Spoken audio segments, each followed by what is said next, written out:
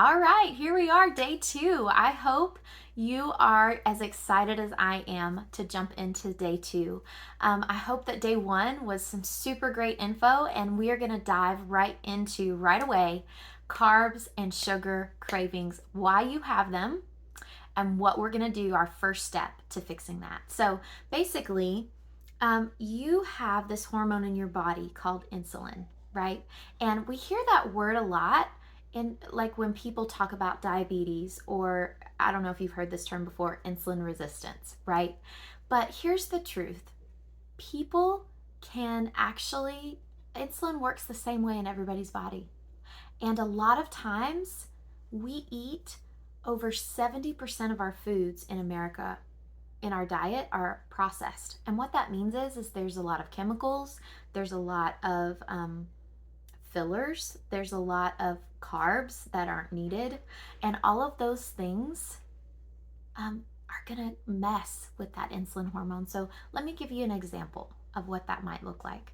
So, and it's just really getting that hormone out of whack. So let's say you go and you go and you pick out and you eat something that's has a lot of carbs in it. Okay, so that would be like some bread, a piece of bread with nothing on it. Okay, so what if we eat that? Okay, so what's going to happen to your insulin level in your body is it's going to look like Mount Everest, right? It's going to increase and then it's going to drop, and then you're going to be hungry again and your cravings are going to be stronger. That's what happens. Okay, so let's say you pick a protein, because we talk about protein all the time, right? And let's say you get, a piece of chicken breast. You get a salad and it's got chicken on it. So that salad has fiber in it, which is great, and it's got that chicken.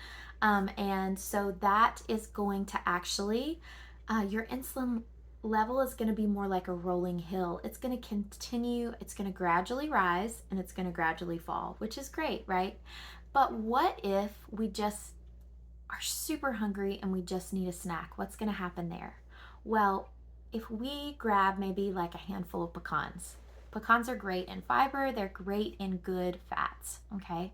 So what if we do that? So what's going to happen is your insulin level is going to look like a plateau, okay? It's going to barely even rise. And the less insulin you have in your body, just every time you eat, your cravings are going to get better and better and better. And I know that sounds like, whoa, that's a really big, that's a really big change. That's a really big shift. But I want you to understand something, okay? Logic, being a rational thinker, right, says, I can't change that thing because I've never changed it before, okay? Wisdom says, if I can change one thing, I can change anything. And I want you to switch from being a logical thinker to being wise. Because the reality is, it doesn't take any more thought, it doesn't take any more strength to change a big thing or a little thing, right? And so you're not alone in this. You're not all by yourself. I've done it. You can do it. We're going to talk about how to fuel your body. We're not just going to go cold turkey. We're going to talk about what are the things that we need to add to our diet to actually give us the building blocks that we need to get healthy and to stop craving all of those things that we know we shouldn't eat. So anyway, what are some examples of good fats? Pecans, just like I said before.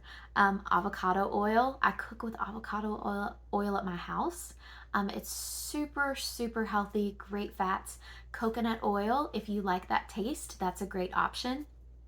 I use it in baking. Grass-fed butter, organic butter, great option, right? All of those things are going to start to fuel your body. And did you know that your brain actually needs good fats? Like if you're kind of foggy, if you're a foggy thinker, like you just can't get to that thought, maybe it's just that you need to add some good fat to your diet. Now, what I'm not talking about is going to the store and finding a plant-based butter alternative, okay? Something that you can't read the ingredients on, because the list is so long and so complicated, right? I want you to stay away from any kind of hydrogenated oil, any kind of soybean oil, any kind of oil that is not going to give you the benefits that a good fat oil is going to give you. Okay, so avocados are a great option, salmon's a great option, anything that you can pronounce the ingredients on and that you read and you see that it's got some good fats in it.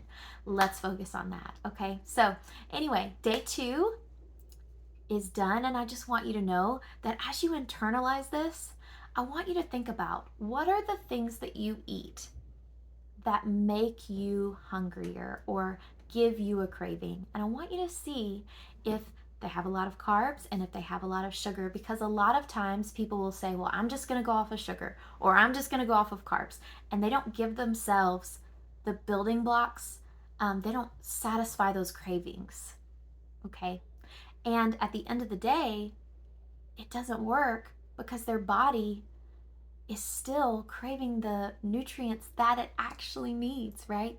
So, as you think about this, think about your diet. Shoot me an email. Let's talk about it. I'd love to hear what you think could be the thing that's giving you more cravings. Okay, so anyway, I hope you're having an amazing day 2.